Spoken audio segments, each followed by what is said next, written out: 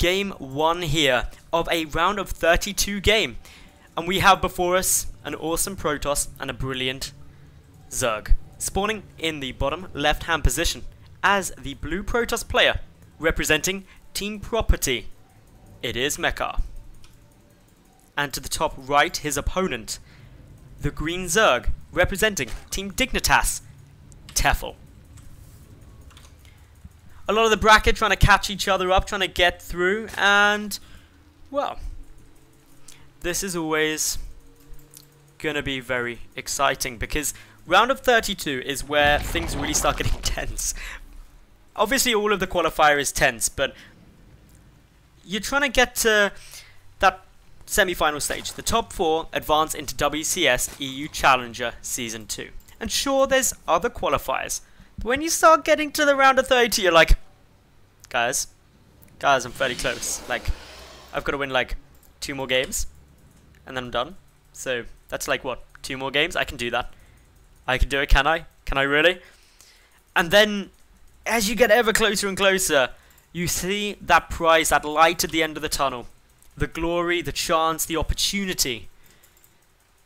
Only for the risk of at any stage it to be torn out of your hands, and you have to do it all over again tomorrow or the day after for your shot. It's tough, but I think any of the players now have a good chance of getting to it. So keeping a close eye on what these two are doing. As usual, Tefel opens spawning pool first. Going to expand out to the third base as well. Smart move, expanding out to this third. Do you know why? Because the third base is relatively easy for Tefel to hold. But also, if a scout comes through, unless it actually gets to the natural base, it's impossible to know whether your opponent's on 3 hatches or 2. And because the timing your scout, it could easily be either. So that adds a little bit of doubt into your opponent's mind, and never something that you really want to have to try and deal with. So for the moment, Tefel just opening the standard Tefel way, getting that gas.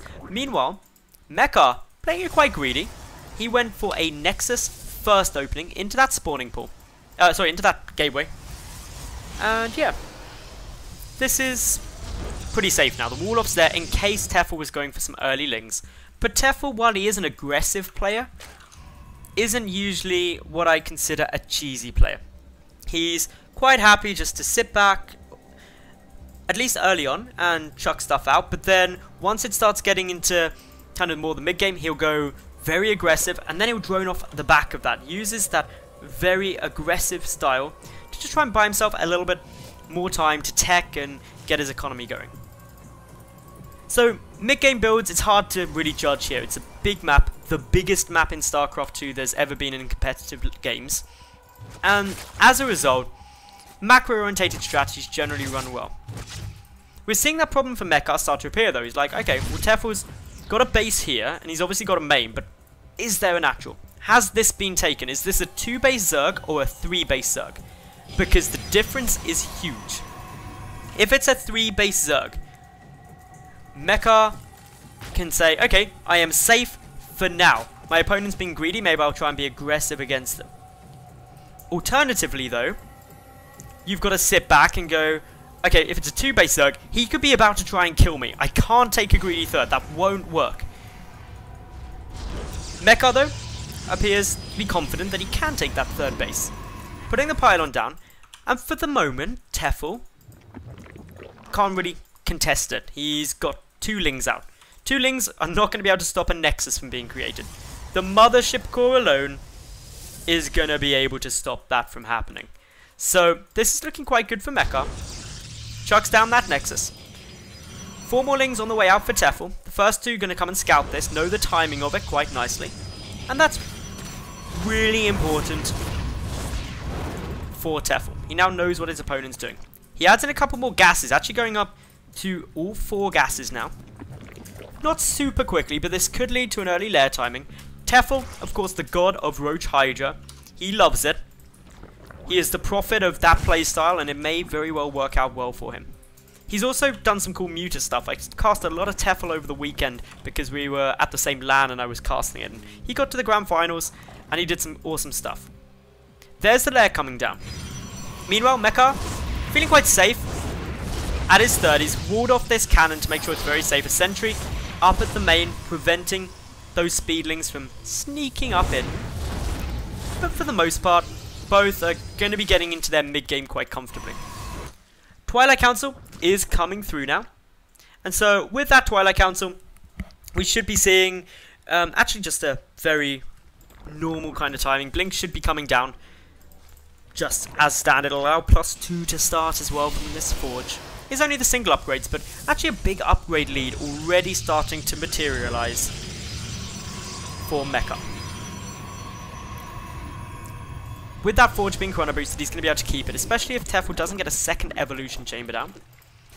And there's the Spire. Right on cue, hidden. Quite an awkward place to try and scout.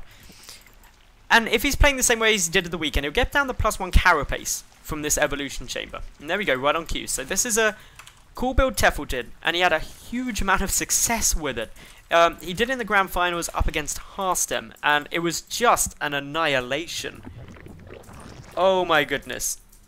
It was an annihilation. So, yeah, this is going to be interesting to see how Mekar tries to hold it. Tefel doing a good job keeping Lings and Overlords pretty much everywhere to see any move out from Mekar. Mekar, for the most part, though, just looking to be going for a bit of blink pressure, chrono boosting that blink out, adding in additional gateways. And this is going to be really helpful for him, because up against Mutas, if you've got Blink Stalkers, you're doing a good job, because, oh, that is lovely. That Scout is on the money. That Hallucinated Phoenix buying such valuable early information for the Protoss player. May even see a Stargate now come down. Phoenix production is the ultimate counter to Mutalisk on a Protoss side. So I'm insanely excited to see. But because of these gases that came up so early, and basically gas being spent nowhere else, 16 Mutalisks are on the way. These double Stargates are only just going to be done in time. I like this little play by Mekar, sending 2 Hallucinated Phoenix through. Just double checking, was the Spire cancelled? No. Okay, the Spire is definitely coming. Triple Stargate. I've got to get those Phoenix out ASAP. If I get them out quickly, I can possibly hold. The Blink Stalkers will buy some time as well. Sentry's surprisingly good with Guardian Shield up against Mutalisks. Also important. This is going to be a very tight hold.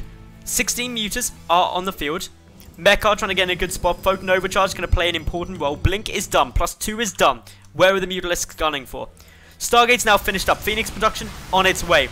The Stalker's already going for the natural base though. Undefended. Going to be a long way to get round there. And Tefel is finding a good number of kills here. Nice and early on. Down a lot of these probes go. Fun times. Down goes that Mothership Core. And that's a good pick-off. Getting the Mothership Core important, but both Photon Overcharges went through. So you actually regenerate the energy back quicker by rebuilding the Mothership Core as opposed to letting it come back up from 0. But it costs you resources. A lot of Lings ready for Tefel as well. If this army moves too far out, the third is exceptionally vulnerable to a move-in. The odd Mutalisk getting a bit out of position, but round come these Lings, and the Stalkers and Sentries aren't going to be good against that. They're not engaging the Mutas, which are going for their head-on fight. So many Sentries going down here. Mekar losing an awful lot of his gas-heavy units. The Phoenix trying to trade, and there's a good number of Phoenix here, but in a head-up fight, they won't do too well. They've got to be out-microing those Mutalisks. That just isn't happening. Tefel is getting so much damage down. He's pushing it with some roaches. He's rallying more across the map. On the ground, he's doing a mighty good job. And because all of Mekar's resources are going into Phoenix to try and stop the Mutas, there's nothing to contend with these roaches. Mekar in a huge amount of problems now. Tefel showing this aggressive mid-game strategy and timing pushes he loves oh so much. And it's working incredibly well for him. It's going to take a lot in order for Tefel to lose this game. GG. Tefel wins game number 1 of this best of 3 and takes an early lead in the series.